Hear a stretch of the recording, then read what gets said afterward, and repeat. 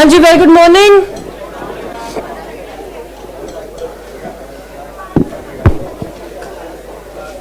हाँ जी, very good morning. चलिए, आज से नया दिन है, नई शुरुआत और नया सब्जेक्ट।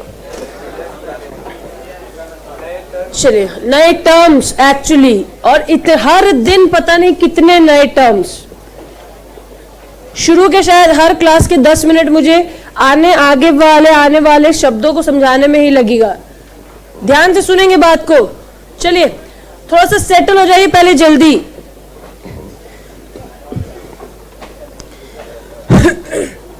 और भरत भैया, पीछे कोई भी मोबाइल अभी दिखे किसी की बकवास हो, मेरे की तरफ देखना भी मत, उसको बोलना भाई निकल जा। और वो नहीं जा रहा हो तो मुझे बताना, मैं छोड़ के चली जाऊंगी, क्योंकि मेरे गले में थोड़ी परेशानी ज्यादा बढ़ जाती है उसके चक्कर में। हाँ, चलिए शुरू करें। बेटा पेन वेन तो अभी आपने कैसे भी चलाना नहीं है, उसको रख दो, है ना। हाँ, पहले हम लोग कुछ बातें कर लेते हैं related to the subject. What is this subject actually, क्यों पढ़ना है, क्या कर रहे हैं हम लोग, हमारे साथ क्या घटने वाला है आने वाले 1 महीने में। नहीं भाई, लेके आई हूं मैं स्ट्रेपसिल्स वगैरह, सब जुगाड़ा है। चलिए ध्यान से सुनेंगे बात। सबसे पहले तो आपका जो सब्जेक्ट है एंटरप्राइज इंफॉर्मेशन सिस्टम, वो फाइनल से हटाए हुए इसका का एक रूप है। रूप नहीं है, हाँ, सबसे पहले मैंने इसका क्या है। इसका was a subject information system control and audit, जो सीए फाइनल में 100 नंबर का हुआ करता था, उसको सीए फाइनल से हटा दिया गया। और उस इसका के आगे और पीछे के 2 कवर फाड़े और उसका एक नया कवर लगाया, enterprise information system for CA inter. इसका मतलब जो सीए फाइनल वाले बच्चे 100 नंबर में इसका पढ़ते थे, आप 50 नंबर में पढ़ेंगे ईआईएस। 70 से 80% सिलेबस सेम है। उसमें 8 चैप्टर थे, इसमें 5 है, लेकिन वो 5 चैप्टर को भी बहुत ज्यादा कम नहीं किया गया है।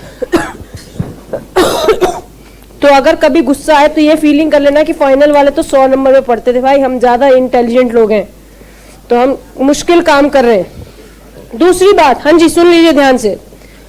आईटी सबसे ज्यादा चेंज होने वाला सब्जेक्ट रहा है इन 5 इयर्स।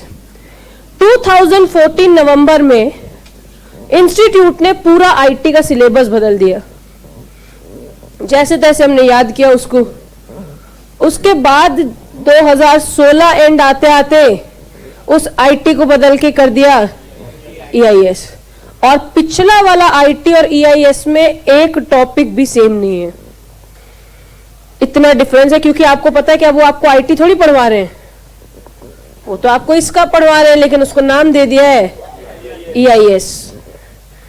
अब सुन लो बेटा ध्यान से। एसएम ऐसी चीज है कि जो आप पढ़ेंगे तो आपको अच्छी लगेगी, समझ में आ जाएगी। मैं ईआईएस ये नहीं कहती कि बुरा है या आप समझ नहीं पाएंगे। इट्स जस्ट दैट हम इससे थोड़ा सा लिंक कम कर पाते हैं, क्योंकि हम डेली लाइफ में इन चीजों को देखते नहीं है, या डेली लाइफ में इन चीजों को इमेजिन नहीं कर पाते हैं। तो इस सब्जेक्ट का इंटेंशन मैं आपको बता दूं। इस सब्जेक्ट का इंटेंशन है, हमने बार बार बातें पढ़ी है role of IT in business. हर जगह पे आपने देखा, एसएम में भी बीपीआर में उन्होंने पूछा भाई बताओ आईटी का रोल क्या है। हर जगह हमने आवर क्लास स्ट्रक्चर में भी देखा कि आईटी लाओ तो आप टॉप लेवल और लोअर लेवल के बीच में लिंक बिठा लेंगे। तो बेटा हमें इस सब्जेक्ट क्या बता रहा है, हमें सब्जेक्ट बता रहा है कि मैं कैसे इंफॉर्मेशन टेक्नोलॉजी को अपने बिजनेस के लिए इस्तेमाल करूं और उससे मैक्सिमम आउटपुट जनरेट कर सकूं, और कैसे मैं जो चीज की मुझे जरूरत है अपनी नीड्स को इस आईटी की मदद से निकाल सकूं। That is the purpose of EIS. अगर ईआईएस को आप संधि विच्छेद करेंगे तो आपको मिलेगा enterprise information system. Enterprise information का सिस्टम का मतलब है कि भाई हर ऑर्गेनाइजेशन को कुछ चीजों की जरूरत है, वो क्या है वो अभी हम देखेंगे। सबसे पहली बात, you have to be particular about the pronunciation of the words. जो शब्द आएंगे उनके प्रोनाउंसिएशन पे थोड़ा सा ध्यान रखना है। चलिए शुरू करें। चलो, सबसे पहला शब्द है डेटा। डाटा नाम का कोई शब्द नहीं होता है, ठीक है। और एक बात, डेटा का प्लूरल और सिंगुलर दोनों डेटा ही होता है, ठीक है। मैं आपको पहले कुछ शब्द क्लियर कर दूं जो आपके टॉपिक में आने वाले हैं, जिससे आप ये कभी कंफ्यूज नहीं हो कि कहां डेटा लिखा है तो उसका मतलब क्या है और इंफॉर्मेशन लिखा है उसका मतलब क्या है, और एंड सो ऑन 10,000 चीजें। तो बेटा डेटा और चलो पहले डेटा से ही शुरू करते हैं। सबसे पहले तो इसका प्लूरल फॉर्म डेटाज नहीं होता है, हमेशा डेटा होता है। अब ये है क्या, ध्यान से सुनना है। डेटा शब्द का मतलब होता है कोई भी ऐसा फैक्ट, कोई भी ऐसा इनपुट, कोई भी ऐसा फिगर जो आप आगे चल के उससे किसी काम को निकालेंगे, वो कहलाता है डेटा। जैसे हमारी रियल लाइफ में जर्नल, ये तो हम सब समझते हैं ना, जर्नल है। जर्नल क्या है, कुछ फैक्ट्स है, कुछ फिगर्स है, कुछ एंट्रीज है, लेकिन उस जर्नल से हम अपनी फाइनेंशियल पोजीशन का अंदाजा नहीं लगा सकते। कैसे लगाओगे मैम? क्यों? जर्नल से ही तो लेजर बनाएंगे, लेजर से ही तो ट्रायल बैलेंस बनाएंगे, ट्रायल बैलेंस से ही तो P&L बनाएंगे। तो अल्टीमेटली तो जर्नल से ही तो फाइनेंशियल पोजीशन का अंदाजा निकला नहीं। इसलिए जो पूरा चीज होती है वो होता है that data are the raw fact. Raw का मतलब अभी कच्चा है, उसके ऊपर अभी काम होना बाकी है, और उस कच्चे काम को लेके मैं अपनी कोई डिसीजन मेकिंग नहीं कर सकता, उस बात को कहते हैं डेटा। जैसे आपने देखा होगा कि कस्टमर का डेटा लीक हो गया। अभी ये जो फेसबुक वाला इशू आया था, आपको पता है कि फेसबुक के जो सीईओ हैं उन्होंने आके पब्लिकली इस बात की माफी मांगी, कहा कि हमारी सोशल रिस्पॉन्सिबिलिटी थी कस्टमर के डेटा को प्रोटेक्ट करना। तो एक बात बताओ, आज आपके बारे में मेरे पास 10 चीजें हैं, आपका नाम, आपकी एज, आपकी हॉबी, आपकी इनकम, XYZ। क्या वो सारी बातें मेरे लिए यूजफुल हैं? बताओ, सारी बात। अब मुझे क्या करना है कि आपको गाना गाना अच्छा लगता है कि डांस करना, लेकिन मुझे ये बात को जरूर मतलब है कि आपकी इनकम क्या है, आप उस इनकम को कहां पे इन्वेस्ट करते हैं। तो डेटा का मतलब होता है, ये डेटा सबसे इंपॉर्टेंट शब्द है। हर जगह लिखेंगे हम लोग data, we have to provide the data. तो आपको समझ में आना चाहिए कि अच्छा डेटा वो फैक्ट है, वो फिगर है, वो इनपुट है जो आगे चल के मुझे कोई काम आएगा, लेकिन इस फॉर्म में काम नहीं आएगा। जैसा कि हमने कहा जर्नल से ही P&L बनेगा, लेकिन जर्नल मुझे फाइनेंशियल स्टेटमेंट का जो एक रिफ्लेक्शन है वो नहीं देगी। बोलो ठीक है? ठीक है। उसके बाद शब्द होता है इंफॉर्मेशन। इंफॉर्मेशन, आप मान लो मेरे पास आए और आपने कहा मैम हमें आपसे किसी प्रकार की इंफॉर्मेशन चाहिए, ठीक है। आप मेरे पास आए, आपने मान लो कुछ ट्रेंड की बात की EIS के, कि मैम हमें ना आपसे EIS के ट्रेंड के बारे में कोई इंफॉर्मेशन चाहिए। तो आप क्या सोच के आए हैं कि मैम जो बताए उससे मेरा काम आसान हो जाए, यही तो है।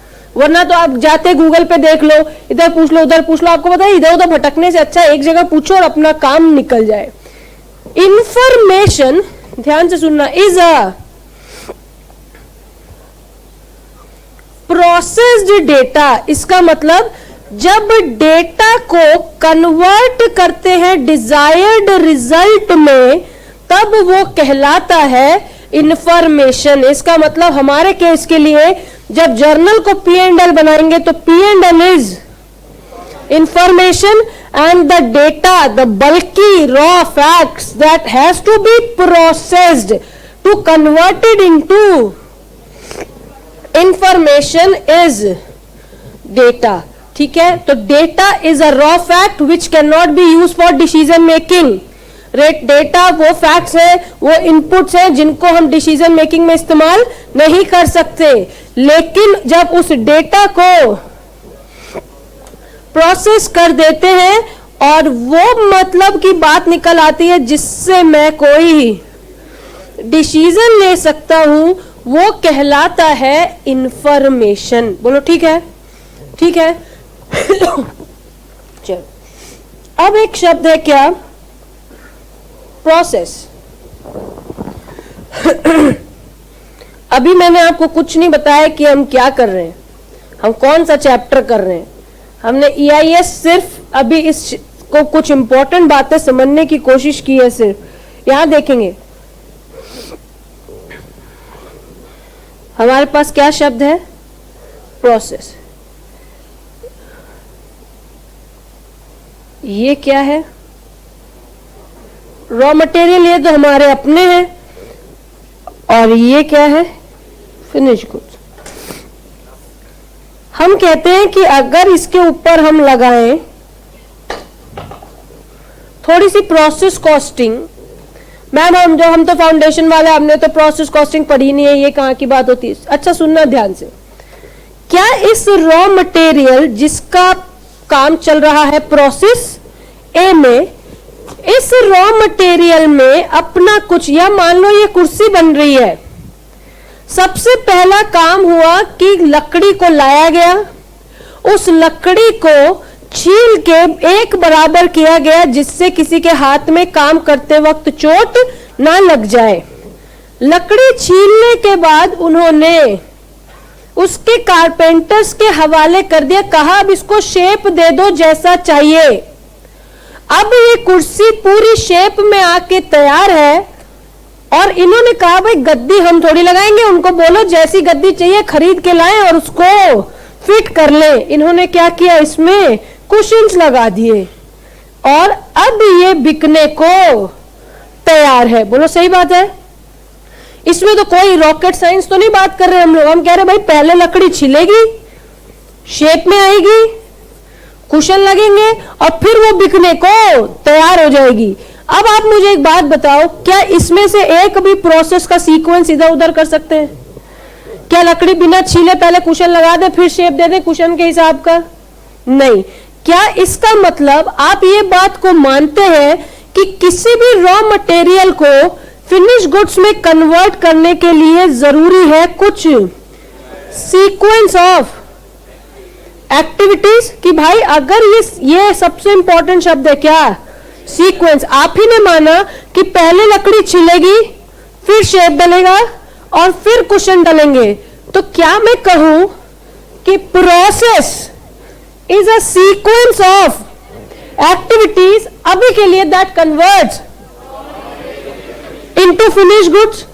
बताओ कि अगर मैं कहूं कि प्रोसेस हर वो सीक्वेंस ऑफ एक्टिविटी है जो किसी भी प्रकार के रॉ मटेरियल को फिनिश गुड्स में अगर कन्वर्ट कर सकता है तो वो कहलाता है प्रोसेस। बोलो ठीक है।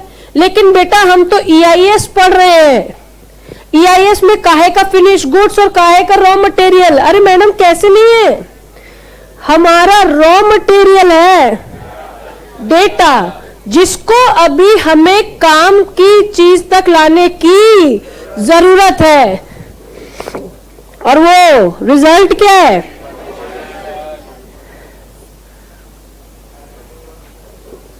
बोलो बताओ।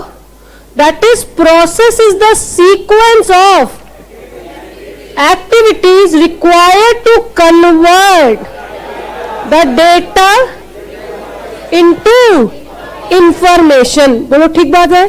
Process is the sequence of activities that converts data into information. और अगर मुझे जनरल इंफॉर्मेशन देनी हो तो हम कहेंगे process is the sequence of activities that converts any sort of input into output. अब अगर वो रॉ मटेरियल होगा तो फिनिश गुड्स में, डेटा होगा तो इंफॉर्मेशन में. बोलो ठीक है, ठीक लग रहा है? यहां देखेंगे अब हम शुरू करेंगे चैप्टर नंबर 1. ठीक है, अब उस चैप्टर का नाम है ऑटोमेटेड बिजनेस प्रोसेस. बड़े ध्यान से सुनना है बात, बहुत ध्यान से. मेरे शब्द हैं ऑटोमेटेड बिजनेस प्रोसेस. क्या आप इसका मतलब समझ गए कि भाई process is a sequence of activities that converts any input into output. चलो, क्या आपने 11वीं क्लास में बिजनेस की डेफिनेशन सीखी थी कि भाई एनी इकोनॉमिक एक्टिविटी, ठीक है, done to earn for the livelihood that is business. कि भाई अगर मैं अपने काम को चलाने के लिए किसी भी प्रकार के पैसों से रिलेटेड कोई काम करता हूं तब वो कहलाता है बिजनेस.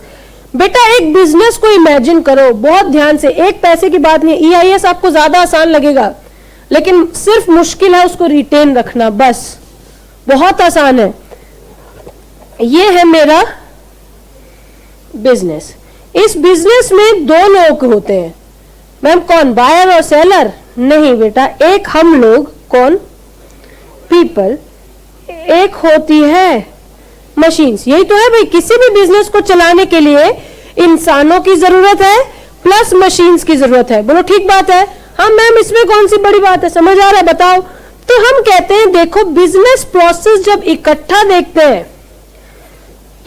देखते हैं तो हमें पता है कि these are inter related activities. सही बात है?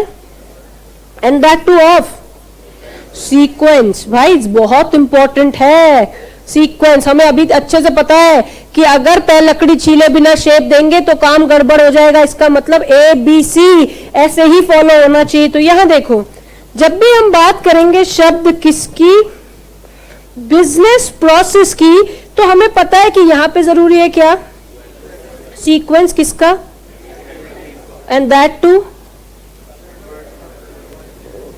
Inter related. मतलब A B से रिलेटेड होना चाहिए, B C से रिलेटेड होना चाहिए. लेकिन अब क्या चाहिए, बिजनेस प्रोसेस. इसके अंदर 2 लोग हैं, कौन? पीपल और मशीन. अब मैं इसकी डेफिनेशन आपको बताती हूं. Business process is a set of in sequence of interrelated activities performed by either people or machines in order to achieve organizational objectives. वो कहते हैं भाई बिजनेस प्रोसेस वो सेट ऑफ एक्टिविटीज होते हैं जो किस में परफॉर्म की जाती है, सीक्वेंस में, एंड वो भी सब आपस में रिलेटेड होती है. या तो वो कोई इंसान परफॉर्म करता है या वो किसी मशीन के द्वारा परफॉर्म की जाती. किस लिए? In order to achieve the organisational objectives. इसका मतलब process is a sequence of activities that converts any input into output. दूसरा बिजनेस प्रोसेस. बिजनेस प्रोसेस है sequence of set of interrelated activities performed by people और machines. किस लिए? In order to achieve organisational objectives. कितनी आसान बात है भाई. बिजनेस में जब 2 लोग होते हैं तो 2 ही लोग तो काम करेंगे, या तो इंसान काम करेंगे या मशीन. और I am very sorry to say this, आप मुझे दिल से गाली देंगे इस बात के लिए, लेकिन आई am very much open for this. जितना हम दोहराते थे बात SM में, उससे कम से कम 2 गुना 3 गुना बातें हम यहाँ दोहराएंगे. जिसको परेशानी है क्लास में मत आना अगली बार से, ठीक है? हाँ, ये विजन शेयर्ड है.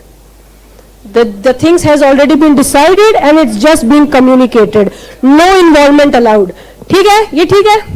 चलो, अब एक शब्द सुनो बेटा. क्या? क्योंकि हमने E समझ लिया है, एक बिजनेस है. I समझ लिया है, the processed data is information. बोलो सही बात है? अब बचा क्या? सिस्टम. बेटा ये जो सिस्टम होता है ना, वो डेली हम एक ना एक बार मुंह में लाते हैं.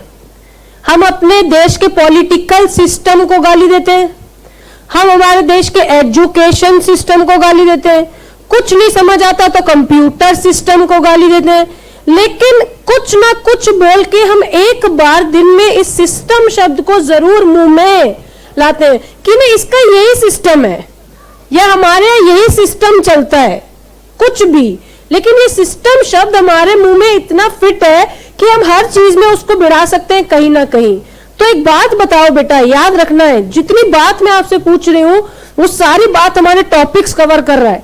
अगर बताओ मैं बात करूं पॉलिटिकल सिस्टम की, ठीक है, अगर मैं आपसे कहूं that we are talking about political system, तो आप बताओ कि उस पॉलिटिकल सिस्टम में हम क्या इंक्लूड कर रहे हैं? मैम पॉलिटिक्स कि नहीं?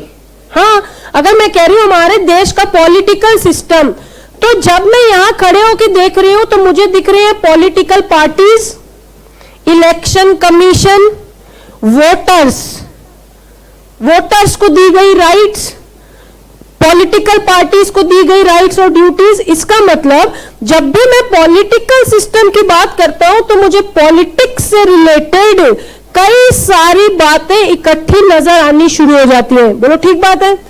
क्या उन सब के पीछे एक ही ऑब्जेक्टिव है कि हमारे देश की डेमोक्रेसी हमको मेंटेन करनी है? इसका मतलब बेटा सिस्टम का मतलब होता है वो कई सारे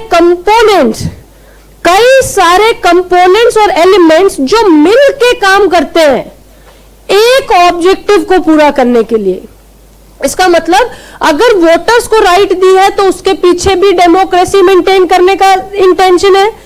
अगर पॉलिटिकल पार्टीज के ऊपर कोई बात की लिमिटेशन लगाई है तो भी हम चाहते हैं कि भाई हमारे देश की डेमोक्रेसी को कोई खतरा ना हो। मान लो मैं एजुकेशन सिस्टम की बात करता हूं तो मुझे दिखता है teaching methodologies, exam patterns, evaluation patterns, results, उसके बाद उस रिजल्ट के बेसिस पे आया हुआ जॉब। लेकिन वो सब क्या है? एक ही काम को अल्टीमेटली टारगेट करते हैं। तो इसका मतलब whenever we talk about word system, तो मुझे सबसे पहले तो एक बात समझ में आ जानी चाहिए कि ये अकेला नहीं है, इसके अंदर कई सारी बातें हैं जो आपस में एक दूसरे से जुड़ी हुई है और वो सब लोग एक ही ऑब्जेक्टिव के लिए काम करते हैं। That is the system is a mutual set of components.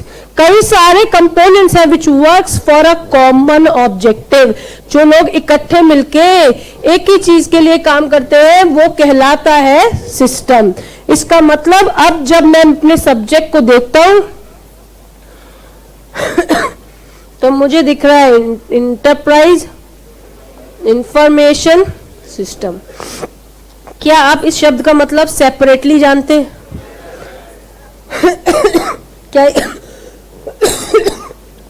क्या इस शब्द का मतलब अब आप सेपरेटली जानते हैं? The most important term of the subject क्या? Information system. क्योंकि हमें बार बार यही शब्द आगे मिलेगा तो ये करता क्या है देख लेते हैं। ये तो बात तय है कि ये क्या है? Set of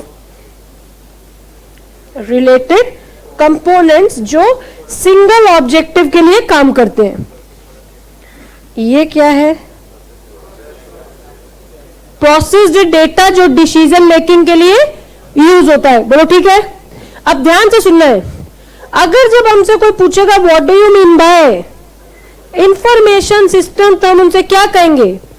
information system is a set of related components which are used to convert। हाँ ऐसे नहीं, रुको ना यार। which are used to convert data into information that is known as information system. भाई वो कंपोनेंट्स जिसका इस्तेमाल करके हम डेटा को इंफॉर्मेशन में कन्वर्ट करते हैं वो कहलाता है इंफॉर्मेशन सिस्टम। मैम फिर प्रोसेस क्या है? मैम फिर प्रोसेस क्या है?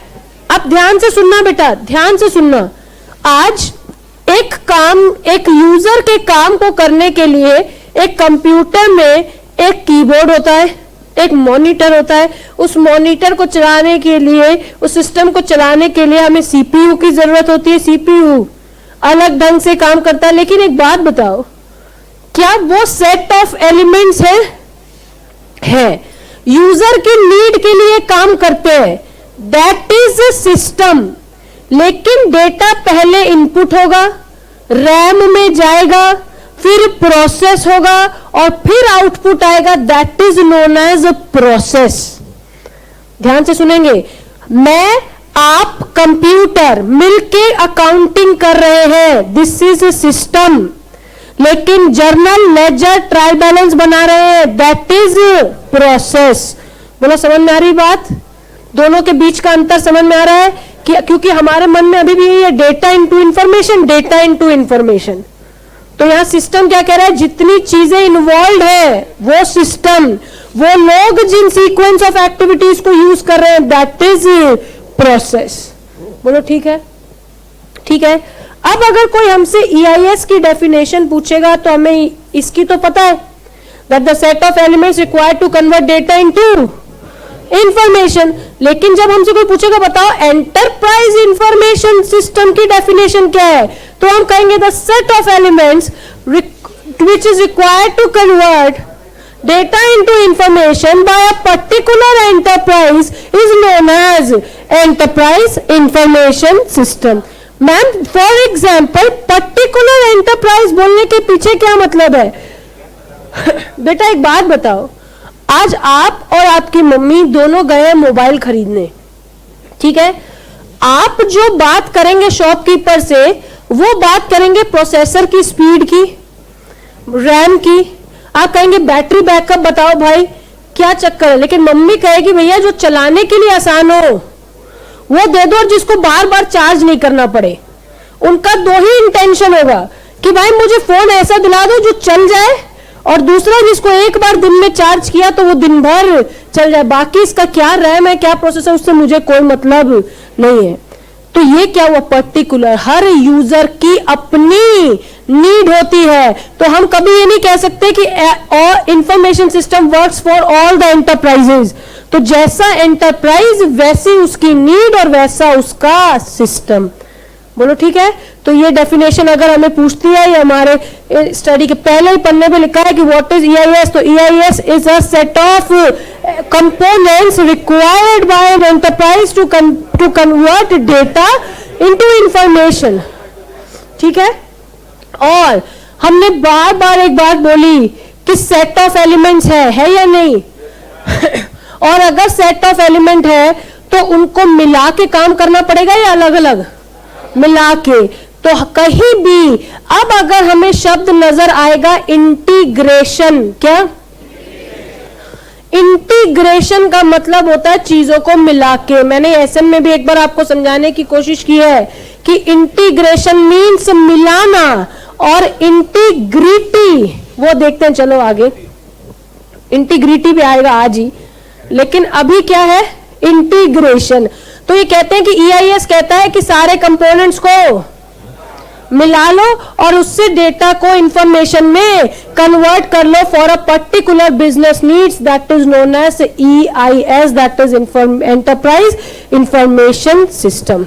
बोलो ठीक है? आपको 4 डेफिनेशन मैंने याद करा दी, 4 भी नहीं, कई सारी। पहला तो data is a raw fact which works as an input for the decision making, लेकिन उससे डिसीजन मेकिंग कर नहीं सकते। Data when processed becomes information. Information system is a set of elements which converts data into information. Process is a sequence of activities that converts input into output. Business process is a set of interrelated activities performed by people or machines in order to achieve organizational objectives. याद आ गया ये? चलो अब हाँ लिखेंगे दोस्त, लिखेंगे, बिल्कुल लिखेंगे। बस ये वाली एक, चलो इतना लिख लो, कोई बात नहीं। अच्छा नहीं, 2 शब्द और सुन लो प्लीज, फिर लिखेंगे। एक कौन? यूजर और यूजर इंटरफेस। देख लो प्लीज, ये चीजें स्पेसिफिकली आपसे कभी भी क्वेश्चन में नहीं पूछेंगी। मैं आपको सब्जेक्ट का बैकग्राउंड तैयार करके दे रही हूं कि जब भी ये शब्द अब आएंगे तो हमें परेशानी नहीं होनी चाहिए कि ये हो क्या रहा है हमारे साथ। यूजर, यूजर कौन है बेटा? आप, मैं या कोई भी इंडिविजुअल एंटिटी जिसको इस वाले इंफॉर्मेशन सिस्टम से अपना काम निकालना है या जिसको इस इंफॉर्मेशन सिस्टम से किसी भी प्रकार के रिजल्ट की जरूरत है, वो कहलाता है यूजर। आप, मैं, एक्स, वाई, जेड, कोई भी। फिर यहां क्या है? User interface. आपने कभी बचपन में देखा होगा ऐसा कोई शब्द, ग्राफिकल यूजर इंटरफेस। अब होता क्या है, चाहे वो हमें पता हो नहीं पता हो अलग बात है, लेकिन ये कहीं देखा है। अब ध्यान से सुनना है बात को, प्लीज प्लीज। मैं कोशिश करूंगी कि अगर मेरे कुछ ऐसे शब्द हैं जो बहुत टिपिकल हो रहे हैं तो मैं उसको भी कोशिश करूंगी कंट्रोल में रखने की। यूजर इंटरफेस, बेटा उस दिन आपको बताया था कि इंटरफेस का मतलब होता है इंटरैक्शन, याद है? इंटरफेस का मतलब होता है इंटरैक्शन। अब ध्यान से सुनना, एनी मीडियम, वो तरीका जिससे मेरा सिस्टम अपने यूजर के साथ इंटरैक्ट करता है, वो कहलाता है यूजर इंटरफेस। आज जो चलता है वो GUI है। कैसे? आपके मेरे सबके फोन्स में, रुको पहले भैया, कुछ दिखाने से पहले अपना चेक कर लो। नहीं, iOS is not actually not user interface, this is operating system।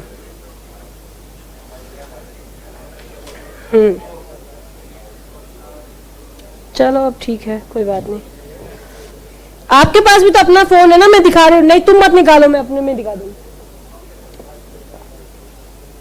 अब यहां देखेंगे, यहां देखेंगे। अब बकवास कैसे भी नहीं चाहिए मुझे, कैसे भी। अब यहां ध्यान से सुनना है।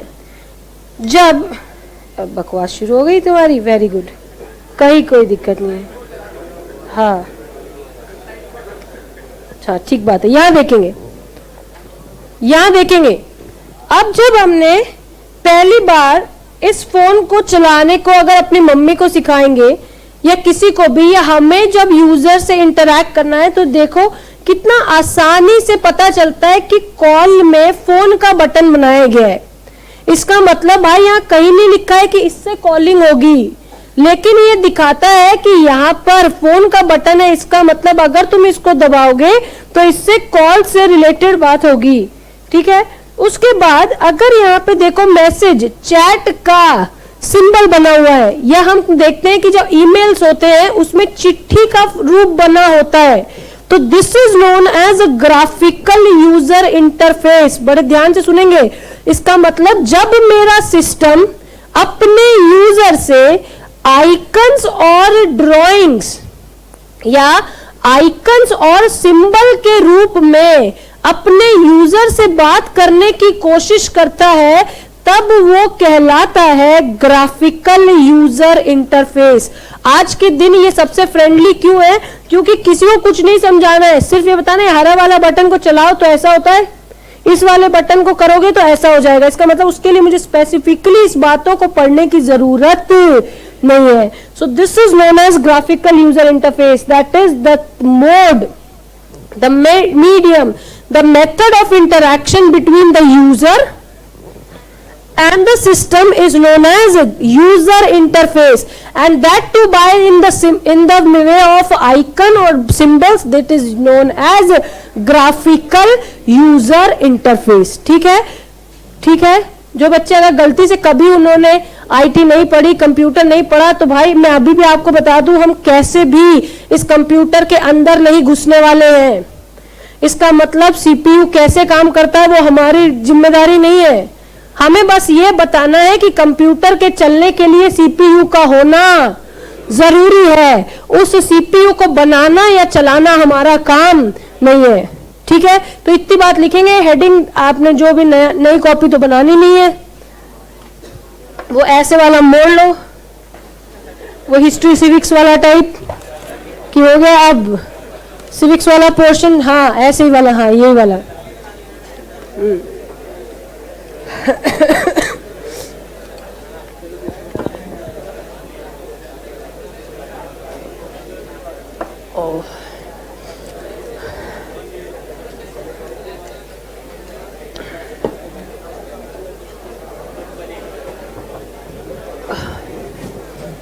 बस बस इमीडिएटली बस प्लीज।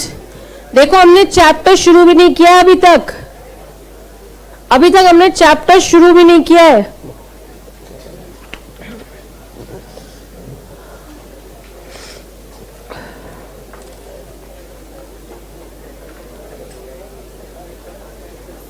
पेपर 7A हमने जो पहले पढ़ा था दैट वाज सब part B. Paper 7A that is enterprise information system, इसकी भी वेटेज 50 मार्क्स की है। इसमें नॉर्मल 5 चैप्टर है, हाँ नॉर्मल ही है उनके हिसाब से, हमारे हिसाब से भी कोई बहुत खास बात नहीं है। Chapter 1 automated business processes.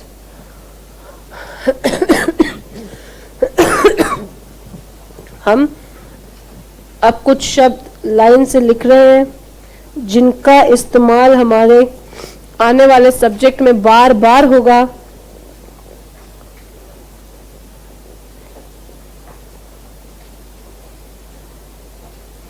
Data are the raw facts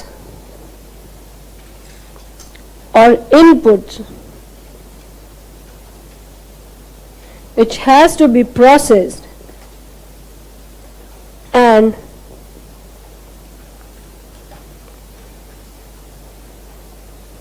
cannot be used for decision making in the current form। हम ये नहीं कह रहे हैं कि अब ये बात तो हमने भी मान ली कि भाई इनपुट तो इसी को लेना है, अल्टीमेटली तो यही हेल्प करेगा, लेकिन हम यहाँ पे क्या लिख रहे हैं, इस फॉर्म में वो हमें डिसीजन मेकिंग में हेल्प नहीं करने वाला है। Number 2 is information. अच्छा एक बात बताओ, अगर आगे से हम लोग बात करेंगे दैट प्रोसेस्ड डेटा, तो क्या आप इमीडिएटली समझ जाएंगे वो फैक्ट्स जिनके ऊपर ऑलरेडी प्रोसेसिंग हो चुकी है वो बन गया है अब information. Information is the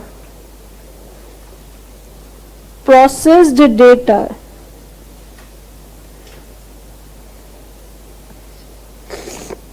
which can be used by the user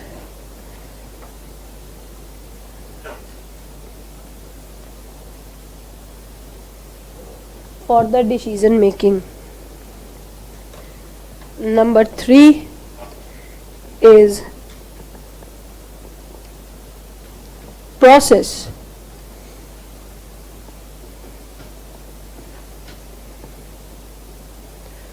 Process is a sequence of activities that converts inputs into output.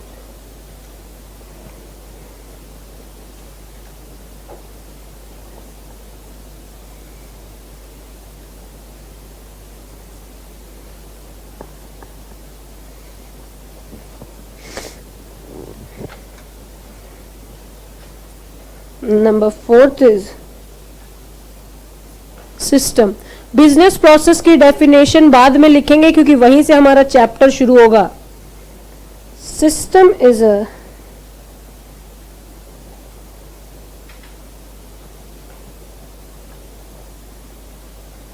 set of mutually related components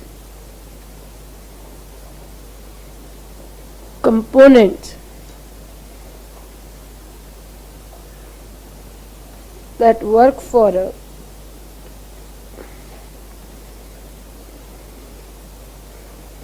common objectives.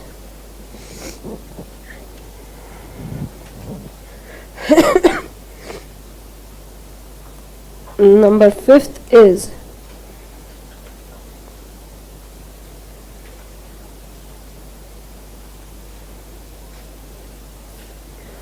information system.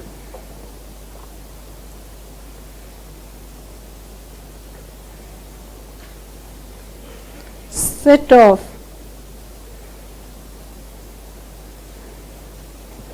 mutually related components used to convert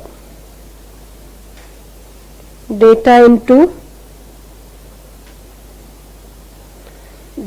into information, that is known as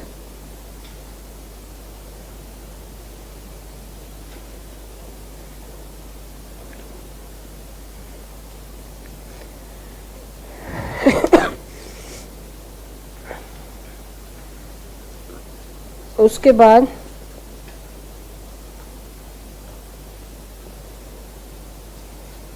enterprise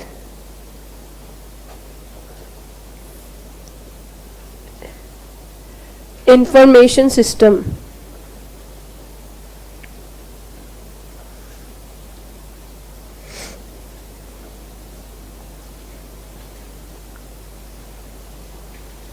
the set of components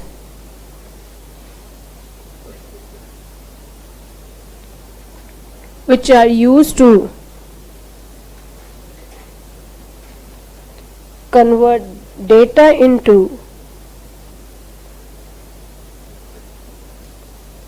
desired information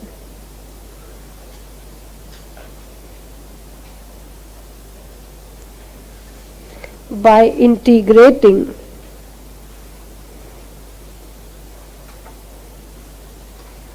various functions and process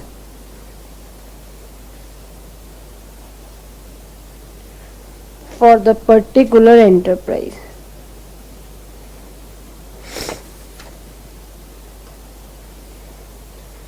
user interface भी लिख दूं. User तो हमें पता है, मैं आप हम सब लोग जो भी सिस्टम का इस्तेमाल करता है, लेकिन यहाँ क्या है, user interface. User interface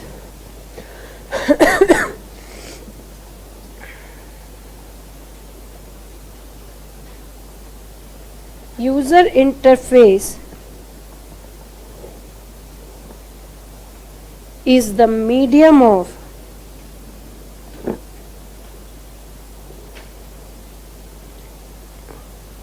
interaction between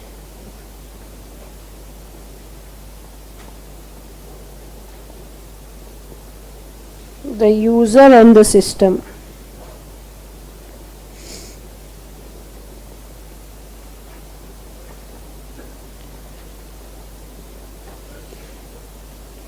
Graphical user interface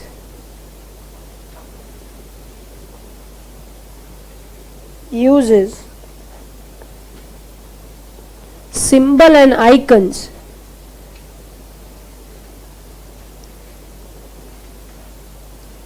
for easy interactions. These are some of the words which are going to be used again and again. ये कुछ वो शब्द हैं जो आगे चल के बार बार यूज होंगे, और उस वक्त मैं आपसे सिर्फ यही कहूंगी कि हाँ भाई डेटा है, data are the raw facts, that's it, और information that is the processed data. अब यहां से हम चैप्टर की शुरुआत करते हैं. हाँ, प्रोसेस और डिफरेंस के सिस्टम के बीच में बता दूं. सिस्टम क्या है? सिस्टम वो कंपोनेंट्स है, वो चीजें जिनको जमा करके आगे चल के काम होगा, वो कहलाता है सिस्टम. लेकिन वो सिस्टम में कौन पहले काम करेगा? जैसे एजुकेशन सिस्टम है तो स्कूल भी है, एग्जाम डिपार्टमेंट अलग है, उसके बाद चेकिंग डिपार्टमेंट अलग है, रिजल्ट कोई और बनाता है. तो भाई पहले पढ़ाई होगी, फिर एग्जाम होंगे, फिर चेकिंग होगी और फिर रिजल्ट आएगा. This is a process. और school, revaluation department, exam department, ये सब मिलके बनेंगे सिस्टम. और ये जो सिस्टम आपस में जिस सीक्वेंस में काम करेगा वो बनेगा प्रोसेस। ठीक, चलिए अब यहाँ पे लिखना शुरू करेंगे। यहाँ से हमारा चैप्टर ऑफिशियली हम शुरू कर रहे हैं, and that is business process. अगर ऑटोमेटेड बिजनेस प्रोसेस जानना है तो उसके लिए सबसे पहले जानना होगा बिजनेस प्रोसेस। तो ये तो आसान सी बात है। Business process is a set of interrelated activities performed in, क्या सीक्वेंस इंपॉर्टेंट है या नहीं है? बहुत ज्यादा इंपॉर्टेंट है। Performed in sequence either by people और मशीन्स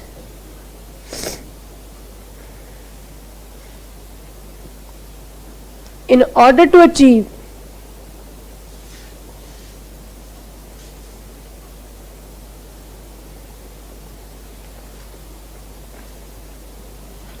the organizational objectives.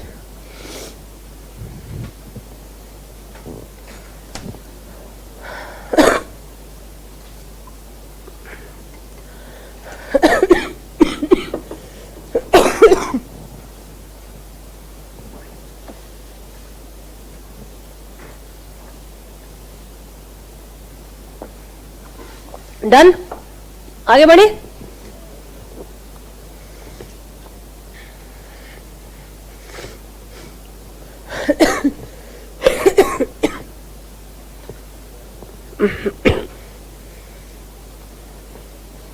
आगे बढ़े।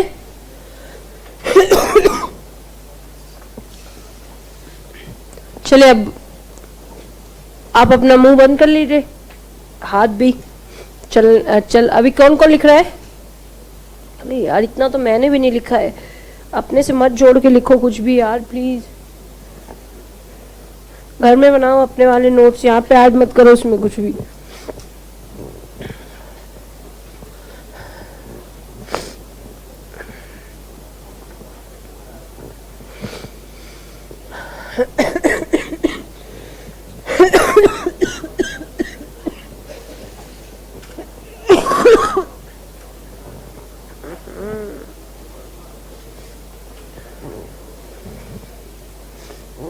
बेटा अगर आप में से कोई लिख लिया तो ये गेट खोल देंगे प्लीज।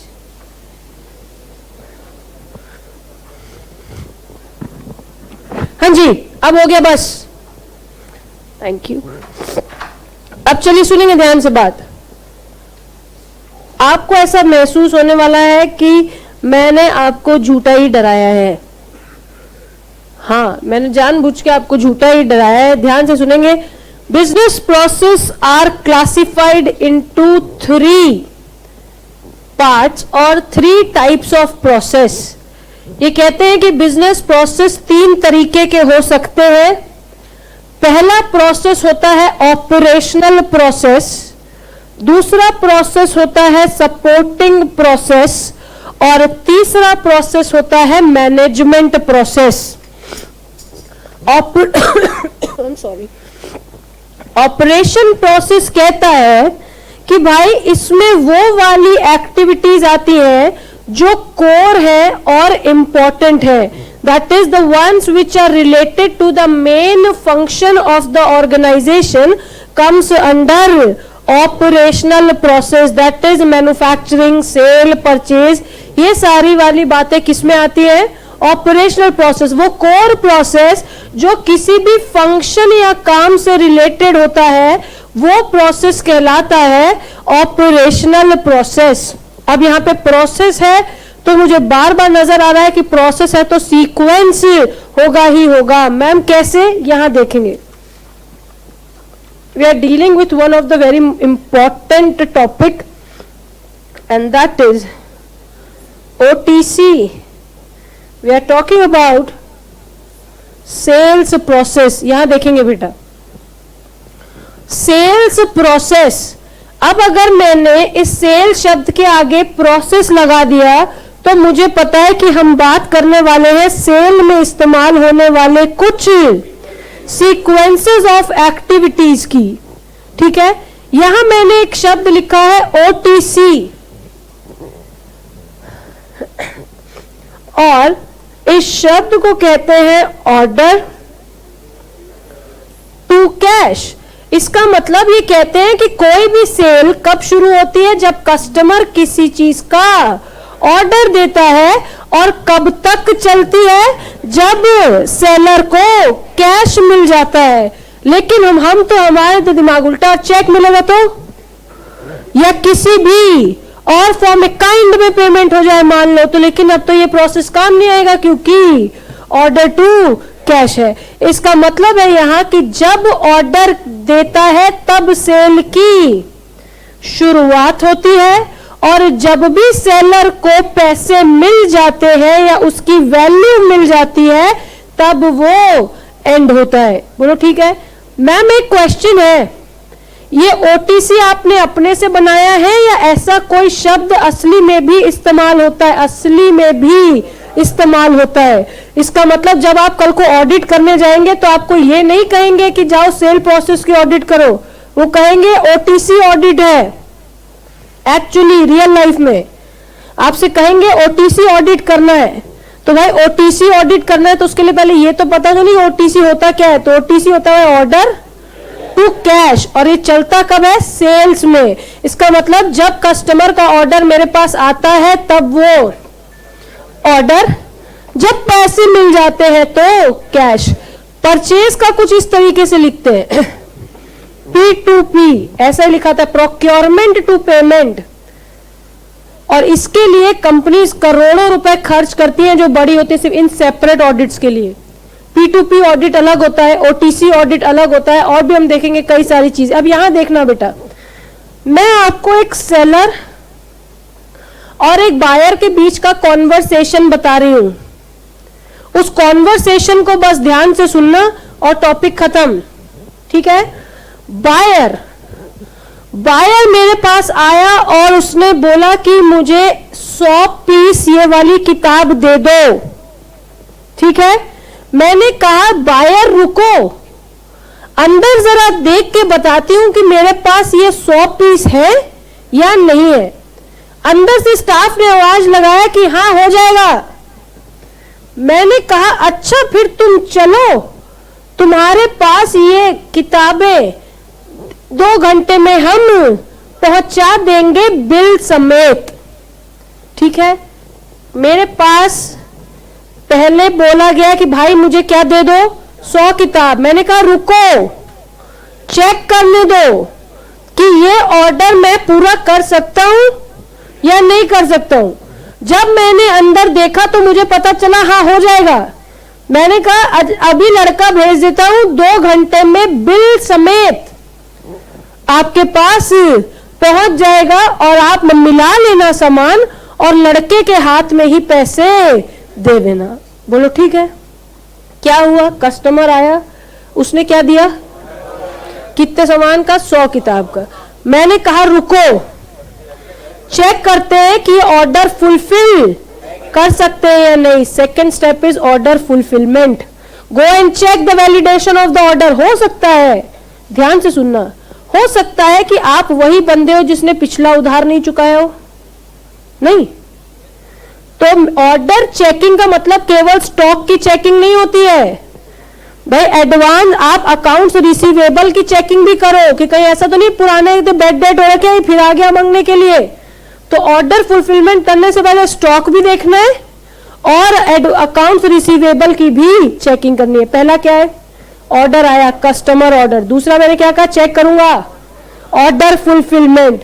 मैंने कहा लड़का आपके पास 2 घंटे में सामान लेके पहुंच जाएगा बिल के साथ। थर्ड इज डिलीवरी नोट कि हाँ भाई मैंने उस सामान को रिलीज कर दिया है, अब आपके पास वो सामान इतने समय में पहुंच जाएगा। किसके साथ? इनवॉइसिंग। नंबर 4 मैंने कहा सामान मिला लेना और लड़के को ही पैसे दे देना। याद है? That is collection, collection by the seller. OTC एक और स्टेप है लेकिन वो सेल के बाद का है। लेकिन यहां पे बताओ, पहला order, fulfilment, delivery note, invoice और कलेक्शन या कैश। जो याद रखोगे आप। देखो कितना आसान है। कस्टमर ने ऑर्डर दिया, चेक करके बताएंगे कि पूरा हो पाएगा या नहीं, फिर उसकी डिलीवरी देंगे बिल के साथ, और उस बिल और गुड्स को मैच करने के बाद वो बायर हमें पैसे दे देगा। That is cash collection. बोलो ठीक है। मैम ये क्वेश्चन एग्जाम में आ सकता है 110%। ये पूरा एलिजिबल सवाल है कि एक्सप्लेन ओटीसी और एक्सप्लेन सेल्स प्रोसेस। तो क्या है बता दो फटाफट। ऑर्डर लेके चेक करो कि फुलफिल होगा या नहीं, उसकी डिलीवरी करो इनवॉइस के साथ, और जब चेकिंग हो जाए तब ले लो कैश। That is collection. अब देखो मैं कौन हूं? सेलर। ये कौन है? बायर। इसको प्रोडक्ट मिल चुका है और इसने कैश दे दिया है। अब सेलर क्या करेगा? उस बात की करेगा अकाउंटिंग कि भाई पैसे मिल गए, डेटर कम करेगा, नहीं करेगा? डेटर कम करेगा, अपना स्टॉक कम करेगा और अपने कैश का बैलेंस बढ़ाएगा। ये तो हमारे लिए आम बात है कि एक सेल का ट्रांजैक्शन क्या क्या कर सकता है। अगर क्रेडिट है तो डेटर पहले बढ़ाएगा, स्टॉक कम करेगा। जब पैसे आएंगे डेटर कम करेगा, पैसे बढ़ाएगा। तो ये सब होगा in the form of accounting. तो what do mean by OTC? Order to cash, customer order, order fulfilment, delivery note, invoice, collection and accounting. बोलो ठीक है। आगे बढ़े। ये कौन से प्रोसेस का एग्जाम्पल है? ऑपरेशनल प्रोसेस जो कोर फंक्शन को डिनोट करता है, तो उसका एक एग्जाम्पल हमने देख लिया। क्या? Sales process, that is OTC. Ma'am P2P पूछेगा तो चैप्टर नंबर 4 में देखेंगे। हाँ, चैप्टर नंबर 4 में sales again, P2P, HR, fixed assets, अभी कई सारी बातें आएंगी लाइन से सीक्वेंस में। अब आप समझ जाना, कहीं भी अगर लिखा है एक्सप्लेन दिस प्रोसेस, इसका मतलब you have to give the sequence of activities. दूसरा सपोर्टिव, और तीसरा, अरे वैल्यू चेन में भी तो समझाया था कि सपोर्टिंग एक्टिविटीज और supporting process are those process which are used to help for operational process. वो प्रोसेस जो प्राइमरी या ऑपरेशनल प्रोसेस को मदद करते हैं। इसका मतलब वो अपने आप में कोई वैल्यू एडिशन ऑर्गेनाइजेशन को प्रोवाइड नहीं करते, वो क्या करते हैं? ऑपरेशनल या कोर प्रोसेस को सपोर्ट करते हैं। That is supportive. Example HR, ठीक है।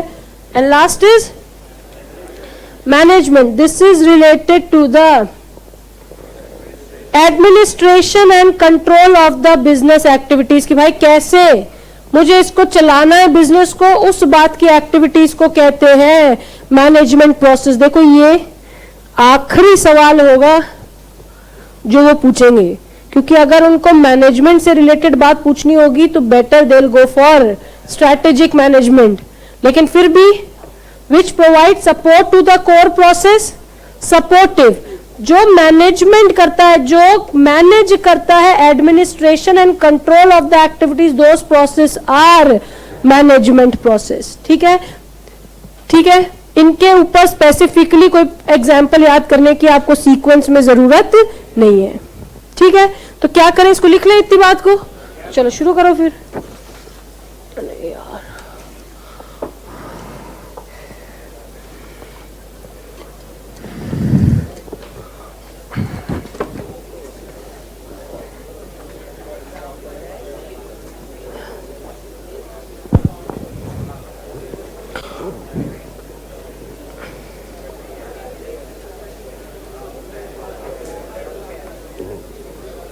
हाँ जी,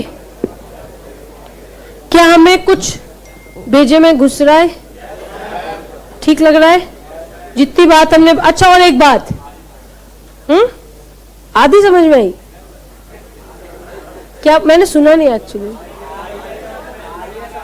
आ रही है ना? काम का यही है कि आ रही है ना? बस फिर ठीक है।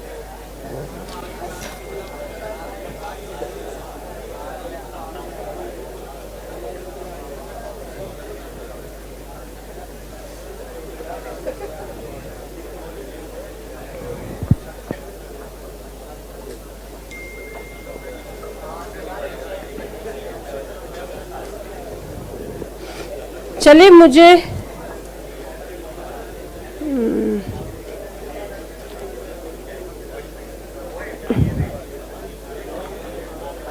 बेटा एक बात बताओ, आपने जो मुझे स्क्रीनशॉट अभी भेजा उसका, और still I can see you online, तो दिस इज सबसे पहले तो वेरी गुड, ठीक है, आई अप्रिशिएट दैट कि आप एक तो हमेशा हमने बात की कि एटलीस्ट कुछ बोले आप फेस टू फेस कि मैम ऐसा मैंने देखा है कहीं, क्या ये सही है या गलत, वो पूछना कहीं भी गलत नहीं है।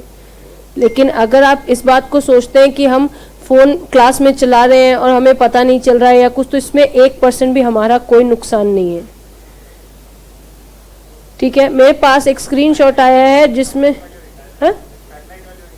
मेरे पास एक स्क्रीनशॉट आया है जिसमें लिखा हुआ है कि singular form of data is datum. हाँ ठीक बात है, तो क्या ये गलत लिखा है क्या? ऐसा कुछ होता है या नहीं होता बताओ? तो सुनेंगे एक बात ध्यान से। हम यहाँ पे, मैंने बार बार आपसे एक बात की कि हम बात कर रहे हैं चीजों को एग्जीक्यूशन में लाने की, तो हम कभी भी आइदर सिंगुलर और प्लूरल दोनों में हमेशा बात करेंगे किसकी? डेटा की। कभी भी हम बाकी किसी और शब्द को इस्तेमाल नहीं करेंगे, ठीक है। तुम लोगों ने उस टाइम पे मेरा फोन फ्लाइट मोड में डलवा दिया, अभी ये भट बज रहा है। तुम्हें ने बोला था फ्लाइट मोड पे डाल दो। चलो, हाँ जैसे तो आप हमारी बड़ी सुन ही रहे हो नहीं।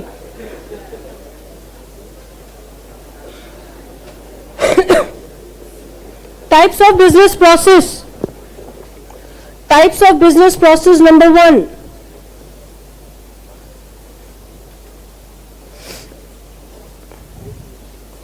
Operational process.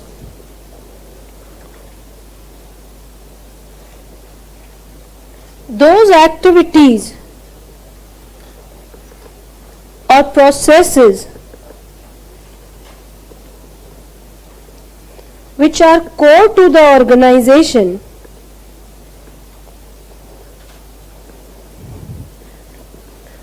and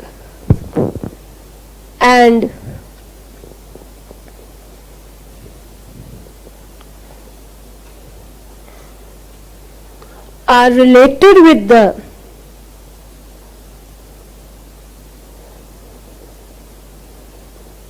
functioning of the business. For example, sales,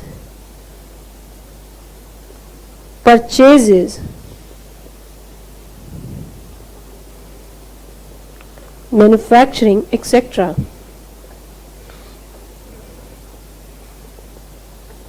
These processes provide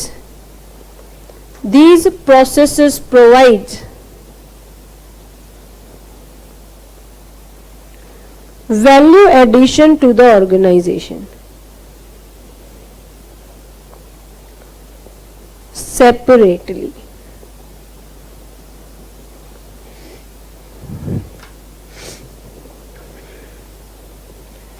For example, sales process, and that is OTC, that is order to cash.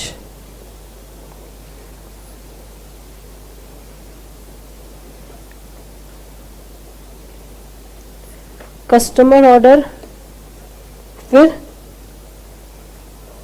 order fulfillment, उसके बाद क्या करना है? उसकी delivery, that is delivery note with invoice.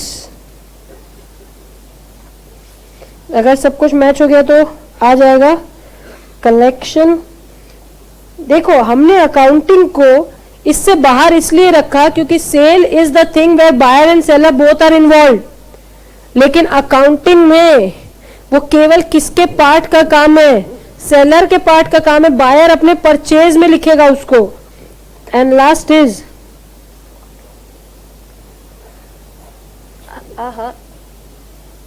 ये लीजिए,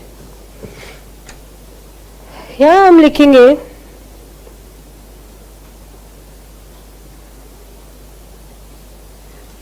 order by the customer is placed,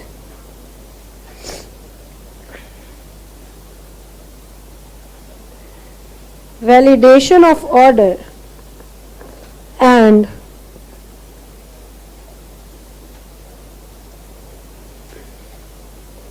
arrangement of goods.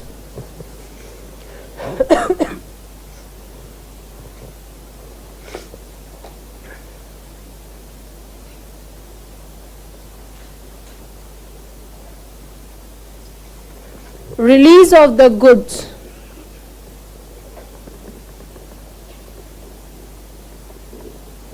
For the delivery.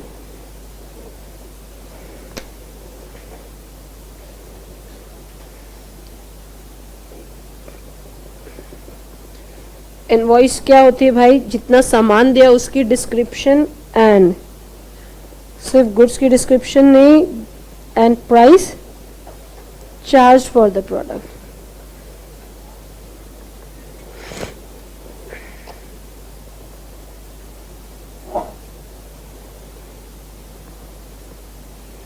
Receiving the value for the goods in agreed manner. क्या ये बात ठीक है कि भाई कैश में बात हुई होगी तो कैश में, चेक में बात हुई होगी तो चेक में, बिल में बात हुई होगी तो बिल में, जिसमें भी अगर बात मिल हमें पैसे उसकी वैल्यू मिल गई है, दैट इज दिस.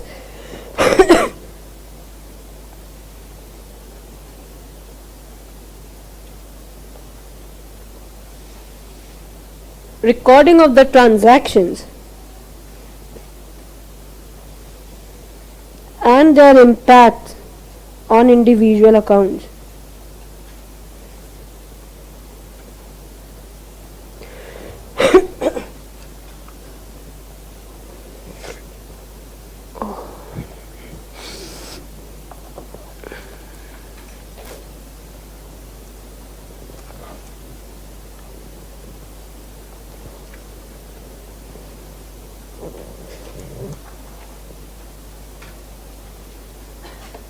उसके बाद number 2 is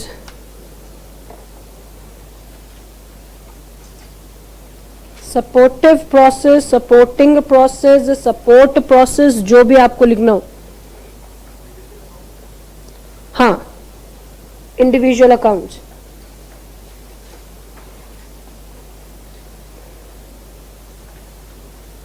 supportive processes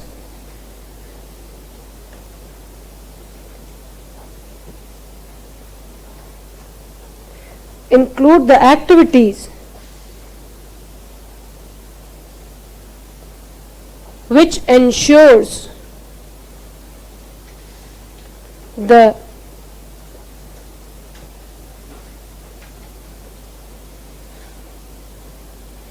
efficient operations of the operational processes or core functions.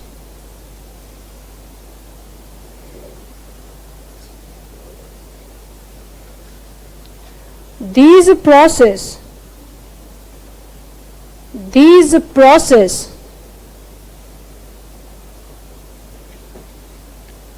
do not provide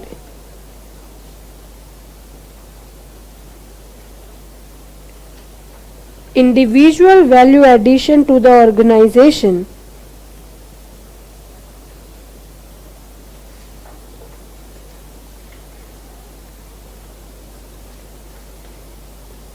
but enhances the performance of the business.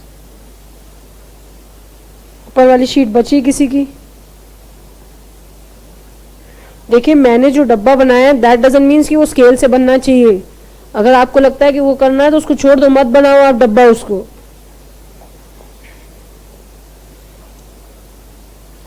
For example HR,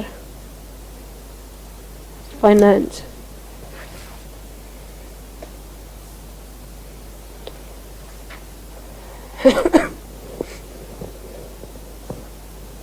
Third is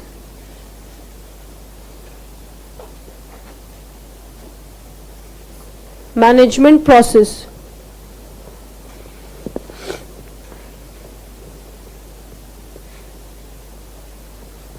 These process includes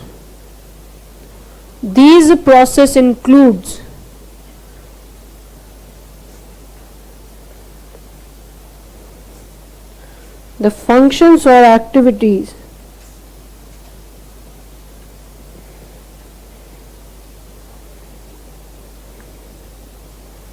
related to the managing of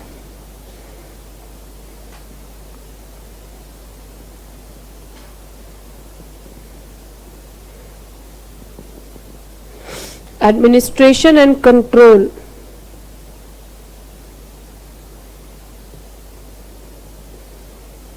of the organization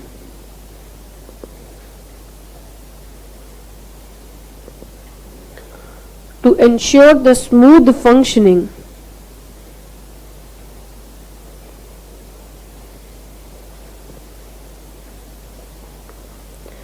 of the business. For example, internal controls, budgets,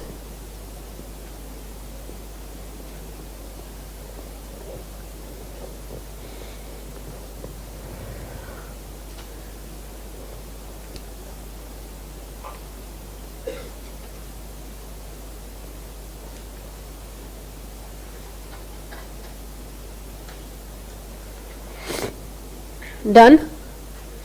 जिन्होंने लिख लिया है वो मेरे साथ heading दे दीजिए, automated business process. नई heading देंगे, automated business process.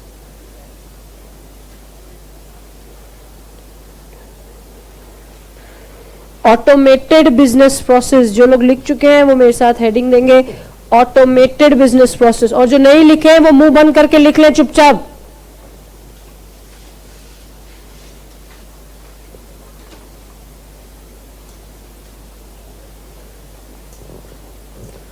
Automated business process.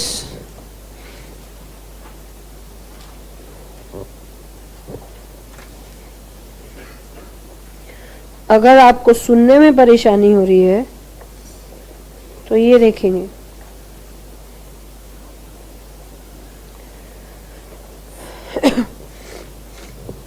हमारे चैप्टर का नाम ही ऑटोमेटेड बिजनेस प्रोसेस है।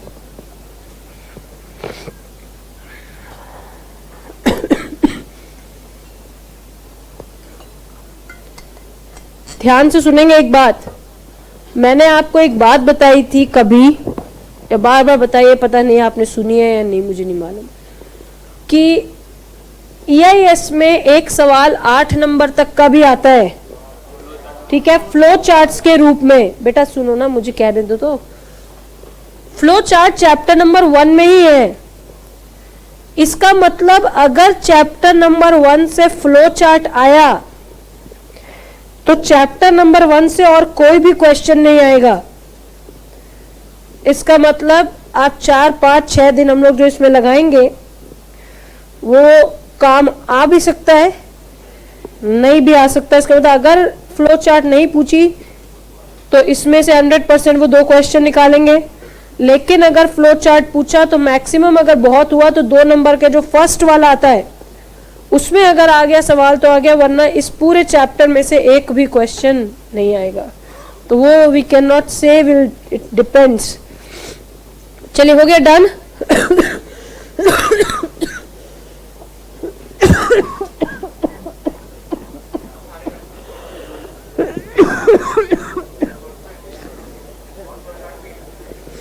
फ्लो चार्ट टॉपिक नाम से अलग है, लेकिन बाद में सीक्वेंस ऑफ एक्टिविटीज को ही बनाया, लेकिन उसके लिए स्पेसिफिक सिंबल्स का यूज नहीं किया।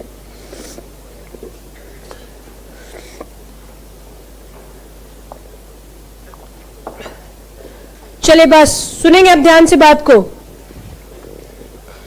बेटा, बस अब ध्यान से सुनेंगे बात को। हमने यहां लिखा है ऑटोमेटेड बिजनेस प्रोसेस। इस शब्द का मतलब तो अब कई बार देख लिया भाई, वो सीक्वेंस ऑफ एक्टिविटी जो या तो इंसान करेंगे या मशीन ऑर्गेनाइजेशन की ऑब्जेक्टिव को पूरा करने के लिए। लेकिन अब एक शब्द है यहाँ पे ऑटोमेटेड। बेटा ध्यान से सुनना है बात को। जब भी हम इस शब्द ऑटोमेटेड की बात करते हैं तो मेरे सामने जो शब्द नजर आता है वो ऑटोमेटिक टाइप की चीज नजर आती है। इसका मतलब हमने अभी तक जो हम नॉर्मल सुनते हैं वो क्या सुनते हैं? ऑटोमेटिक। भाई ये ऑटोमेटिक गियर वाली गाड़ी है, ठीक है, ये ऑटोमेटिक मशीन है। इसका मतलब जब भी हम ऐसे शब्द ऑटोमेटिक की बात करते हैं तो आपको एक बात हमेशा समझ में आनी चाहिए बेटा कि हम कभी भी इस बात को नहीं डिनाई करते कि इस बात में ह्यूमन इन्वॉल्वमेंट कम से कम है। हम कभी इस बात को नहीं कहते कि इसमें ह्यूमन इन्वॉल्वमेंट है ही नहीं। ध्यान से सुनेंगे। इसका मतलब जब भी हम शब्द ऑटोमेटिक की बात करते हैं तो ऑटोमेटिक शब्द कहता है कि भाई किसी भी चीज को ऑटोमेटिक बनाने का मतलब होता है उस काम में इंसानों की इन्वॉल्वमेंट क्या होगी? कम से कम होगी ना, नहीं बोलना है। कितना भी ऑटोमेटिक चीज हो, ऑन तो इंसान ही करेगा। भाई अगर मुझे गाड़ी गियर बदल रही है लेकिन उस गाड़ी की चाबी तो इंसान ही लगाएंगे, उसका क्लच दबा के गाड़ी ऑन तो इंसानों को ही करनी। तो this is whenever we talk about word automated तो हमेशा ध्यान रखना है कि यहाँ पे इंटेंशन है to reduce the human involvement और एफर्ट्स। हमें खत्म नहीं करना है, हमें कम से कम करना है। अब बताओ किस में कम से कम करना है? इसका मतलब अगर अब मैं इस शब्द को देखूं तो मुझे कुछ दिख रहा है कि इन बिजनेस प्रोसेस में मुझे ह्यूमन इन्वॉल्वमेंट कम करनी है। इसका मतलब ज्यादा काम कौन करेगा? दो ही लोग तो काम करते हैं बिजनेस में, या तो पीपल या मशीन। और हम कह रहे हैं कि इस ऑटोमेटेड का मतलब क्या होता है कि ह्यूमन का इन्वॉल्वमेंट कम से कम हो जाए। तो अगर ह्यूमन का इन्वॉल्वमेंट कम हो जाएगा तो ज्यादा से ज्यादा काम करेगी मशीन्स। तो यार अभी मैं इसका एक डेफिनेशन अब बोल रही हूं, बड़े ध्यान से सुनना है। Automation of business process leads to the reduction of human efforts in order to save time, cost and efforts. ये कहते हैं कि automation of the business process का मतलब क्या है? भाई कम से कम काम करेंगे लोग, ज्यादा से ज्यादा काम करेगी मशीन, जिससे तीन बातों को बचा लेंगे। वो कौन कौन से? Time, cost and efforts. लेकिन मैंने आपको एक बात बार बार समझाई है कि कॉस्ट दो तरफा होता है। एक होता है पर यूनिट कॉस्ट और दूसरा होता है इनिशियल कॉस्ट, दैट इज उसको लगाने का खर्चा, फिक्स कॉस्ट जो है। तो आपको अगर एडवांटेज तो दिख रही है कि लेबर कॉस्ट बच जाएगी, लेकिन उसी बात को दूसरी नजर से भी देखना है कि इतना सारा मशीन लाने के लिए भी तो पैसे लगेंगे। बोलो ठीक है। तो automation of the business means the reduction of human involvement, that is the less work will be done by people and more will be done by machines in order to save time, cost and efforts. बोलो ठीक है, ठीक है। automation of the business process ultimately saves time, cost and efforts. ठीक है। अब मैं आपको नहीं लिखवाती नहीं हूं, बहुत दिमाग है तुम लोगों में, जरूरत से ज्यादा बह रहा है भाई, संभाल लो। यहां देखेंगे, अभी अभी हमने एक शब्द देखा था क्या, और अब हम एक शब्द देखेंगे इंटीग्रिटी। हाँ, जिनको याद है बहुत अच्छी बात है, जिन्होंने कहा ऐसा कुछ होता है हमें पता भी नहीं है, कोई बात नहीं। यहां देखेंगे, अभी अभी हमने देखा कि इंटीग्रेशन का मतलब होता है किसी चीज को मिक्स करना या कंबाइन करना, चीजों को जोड़ना कहलाता है इंटीग्रेशन। और जब भी हम बात करते हैं इंटीग्रिटी की तो इसका मतलब होता है it should be as original as it was. इसका मतलब जैसा वो पहले था आज भी वैसा ही रहे। जैसे फॉर एग्जाम्पल आप मेरे पास आए पूछने कि मैम EIS में कौन सा चैप्टर है जो हम छोड़ सकते हैं, क्योंकि भाई ऑप्शन में आता है क्वेश्चन पेपर, तो कोई तो एक चैप्टर बता दो जो थोड़ा हल्का लगे और 100 नंबर का पेपर भी अटेम्प्ट हो जाए। तो मैंने क्या किया, आपको ऑडिट की बातें समझानी शुरू कर दी। आपको काम तब भी मिला, ऐसा नहीं है कि आपको कोई फायदा नहीं मिला, लेकिन जिस सेंस में आपने बात शुरू की थी उस सेंस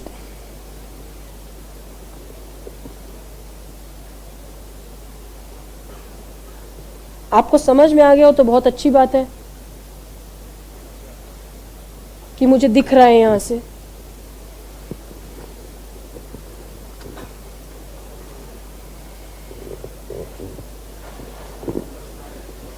इंटीग्रिटी का मतलब क्या है कि जिस सेंस में आपने कोई बात को शुरू किया है उसी सेंस में वो बात रहनी चाहिए, उस चीज को कहते हैं इंटीग्रिटी।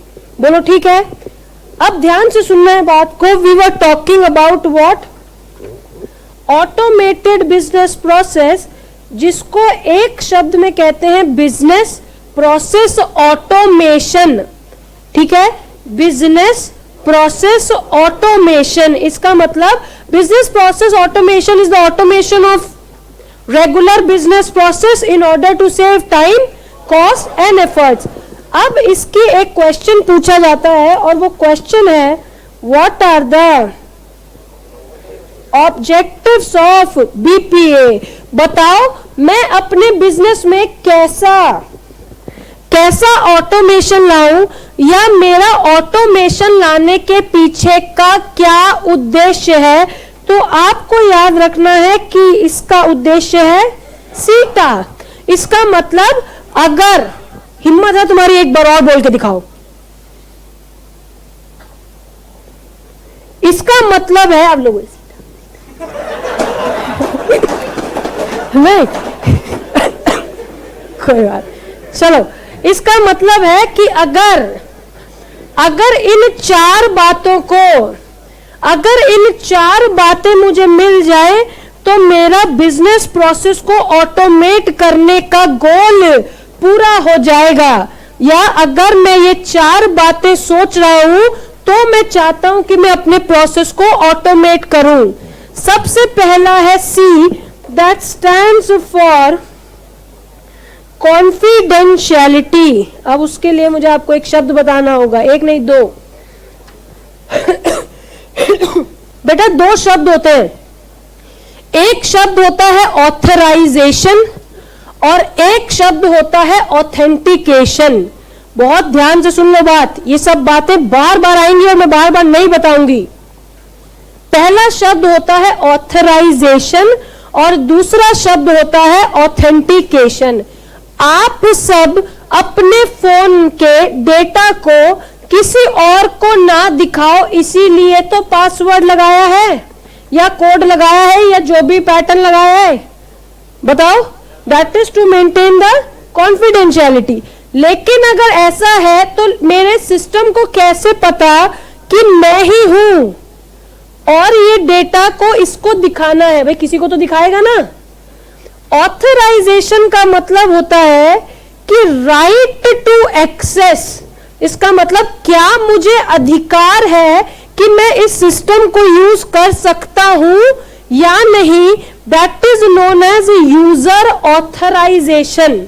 जैसे आपने मुझसे पूछा मैम एक बार आपका फोन से कॉल कर लूं, मैंने कहा अच्छा कर लो। Are you authorise? हाँ, मैंने अधिकार दिया ना कि जाओ मेरा फोन कॉल करने के लिए यूज कर लो। आपने उठाया लेकिन आपका अंगूठा तो ये पहचाना नहीं। इसने कहा ये गड़बड़ है, पासवर्ड डाल दो, आपसे वो भी नहीं हुआ। इसका मतलब आप, ये सिस्टम को पता चल गया कि आप वो पर्सन नहीं है जिसको इस बात को यूज करने का अधिकार है। That is known as authentication.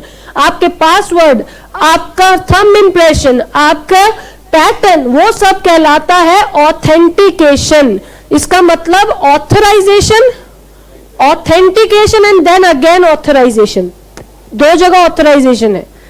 Ma'am मैं इस्तेमाल कर लूं? हाँ कर लो, अंगूठा लगा के दे दो, फिर उसने मेरा अंगूठा पहचान लिया, ऑथेंटिकेशन, उसके बाद ही आप उसको एक्चुअल में यूज कर सकते हो, दैट इज ऑल्सो ऑथराइजेशन। इसका मतलब ऑथराइजेशन दो लेवल पे काम करती है, चीजों को, सिस्टम को यूज करने से पहले और एक्चुअल यूज करने के टाइम पे। तो यहां पे ध्यान रखना है कि confidentiality says the data must be only provide to the authorised user. क्या आप ठीक है? कॉन्फिडेंशियलिटी का मतलब क्या है? केवल उसी को पता चले जिसके लिए ये जो बात है वो बनी है। क्या अब आप ऑथराइज्ड यूजर का मतलब समझ रहे हैं? कि जिसको इस बात को देखने का राइट है, ऑथेंटिकेटेड है, वही कहलाता है authorised user. I stands for integrity. Integrity का मतलब है कि जैसा था वैसा ही रहे, मतलब कोई अनऑथराइज्ड बंदा उसको क्या ना कर दे, अपडेट ना कर दे, कुछ उसमें चेंजेस ना कर दे, जैसा था वैसा ही। अब जैसे आपको मैंने बोला सुनो फोन लगाना है ना, तो केवल फोन वाला ही बटन दबाना, उसके इधर और उधर, और अगर आपने गैलरी खोली तो जो फोटो दिखाई वही देखो, नो लेफ्ट नो राइट। इसका मतलब है कि अगर वो यूजर आपका सिस्टम यूज कर रहा है, बेटा ध्यान से सुनो, तो क्या चांस है कि वो आपके डेटा को मॉडिफाई कर सकता है? बिल्कुल कर सकता है, लेकिन मुझे क्या चाहिए?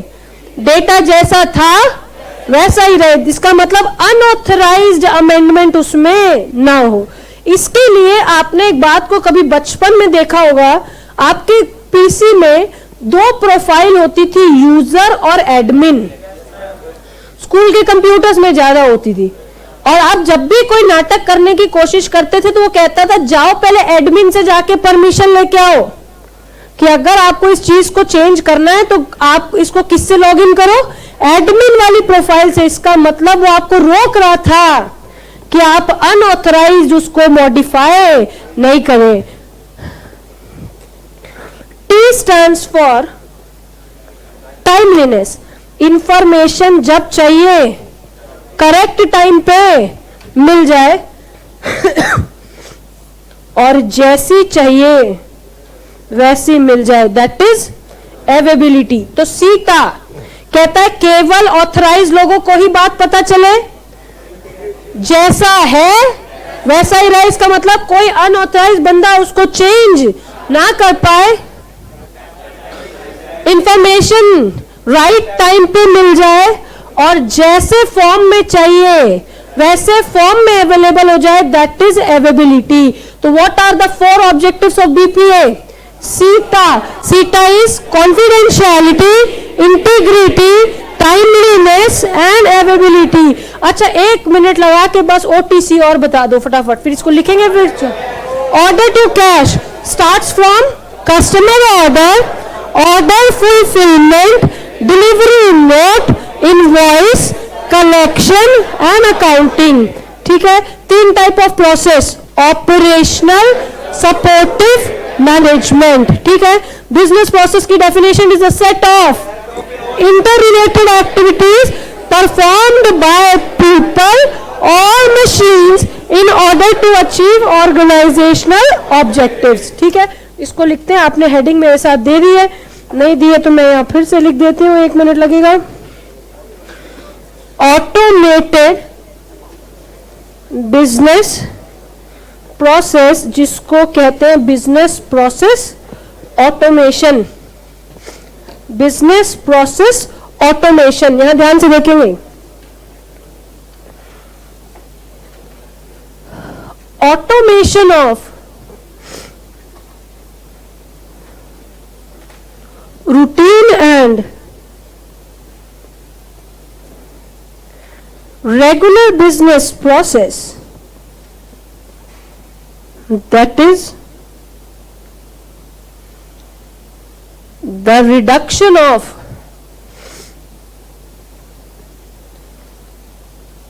human efforts and increase of technological involvement. किस लिए? In order to save time, cost and effort.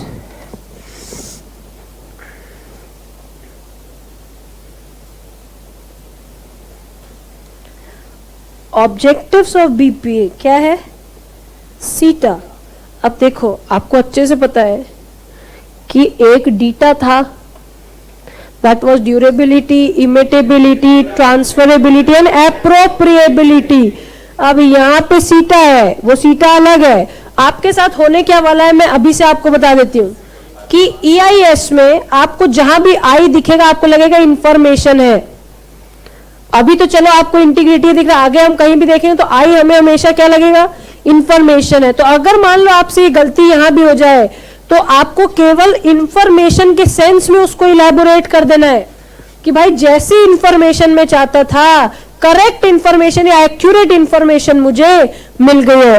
तो पहला क्या है?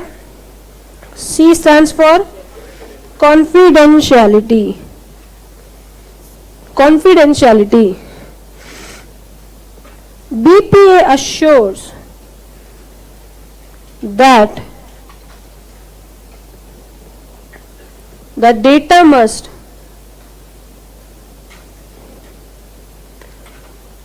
only be provided to the कौन user?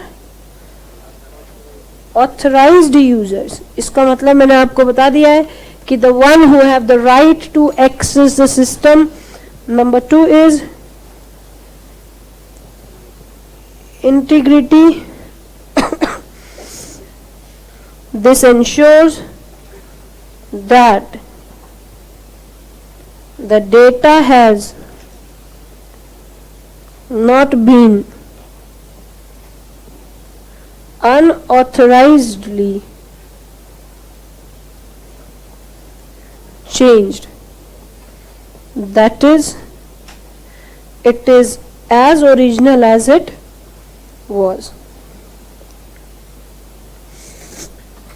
Number 3 is timeliness.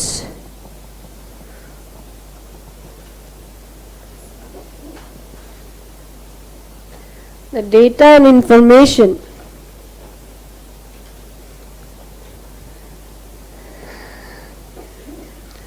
is provided at the right time.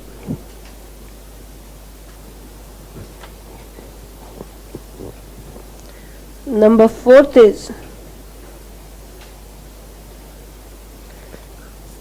availability.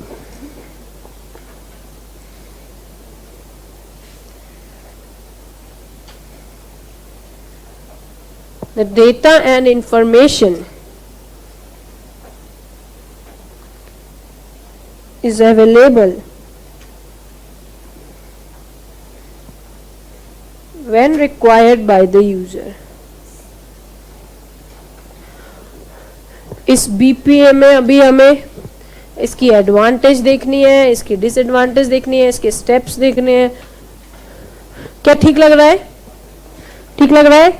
Subject change हो चुका है। सब्जेक्ट का नाम है EIS, दैट इज एंटरप्राइज इंफॉर्मेशन सिस्टम। अब आप समझ गए कि एंटरप्राइज को अपने लिए कौन कौन सी चीजों को इस्तेमाल करना है to get the right information for decision making. ये ठीक है? CITA stands for confidentiality, integrity, timeliness and availability. ठीक है? Automation of the business ensures that to reduce the human efforts at the lowest possible in order to save time, cost and efforts. ठीक है? उसके बाद 3 process, operational, supportive और management. OTC stands for order to cash और 6 step simple. Order fulfilment, delivery note, invoice, collection and accounting. ठीक है? तो चलिए आज हम लोग इको की क्लास में मोस्ट प्रॉब्ली वो यूनिट खत्म करके वो चैप्टर फिनिश करेंगे आज।